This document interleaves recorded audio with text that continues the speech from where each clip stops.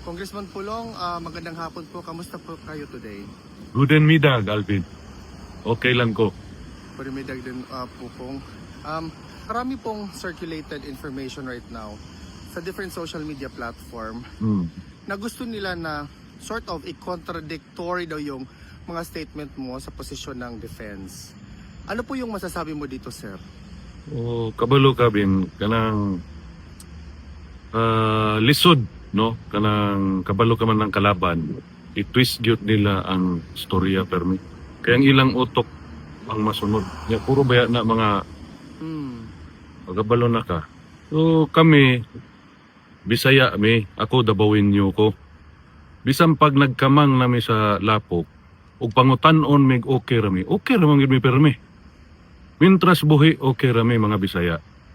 Ako ambot ang ubang Bisaya. Pero gipadako ko ngayon nanay, nga bisan nagkalisod-lisod ang kinabuhi, okay ra gihapon. Kay mo may gihatag sa Ginoo. Mo na kuan diha nga dalimang kag sultiyon nako nga, namayat na siya. Tiguang na kaayo, wa mo kaon. Kabulo kayo sa isultihan ng mga ugok. Musulti mo na sila, unta diha na siya matay. Karon musulti ko okay ra siya.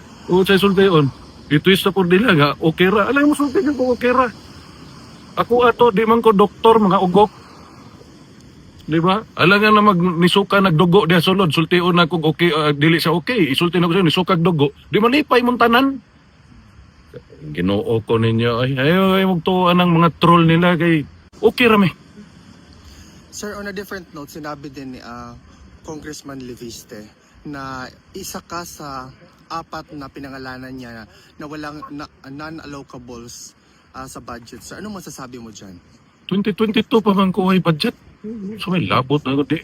Sama sa akong gisulti, kami mga Dabawin niyo, di may kutomon o way suporta ng national government. Di may mga matay. Diba? Pahinoon mi, o sa dawaton parehatong sulti sa kuha.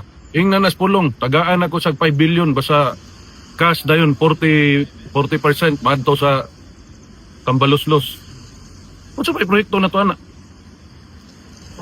Sir, sinabi din ng dalawang Remulla brothers na somebody tried to bribe them with a 1 billion pero they actually refused daw. But as to the details po, hindi po nila sinabi kung sino. Pero marami pong nag-react, sir, na ito daw ay kriminal. So dapat nila ini-report. Ano po yung masasabi mo dito, sir? May labot na to ana. Magstorya-storya sila, opera sila 1 billion, sila labot na to ana nila. Ngano ila po storya, wag sila gisulti pangalan. Di ba? Para unsa? Para relevant mundo ha. Storya hitagabok ay. Sir, just to conclude this interview, ano po yung masasabi ninyo sa mga kababayan natin na talagang hanggang ngayon, more than 10 months na po, nandito pa rin at sumusuporta sa pamilyang Duterte? Ik heb dorst, ik heb honger, het spijt me. Dank u wel. Maraming salamat, Congressman Pulong.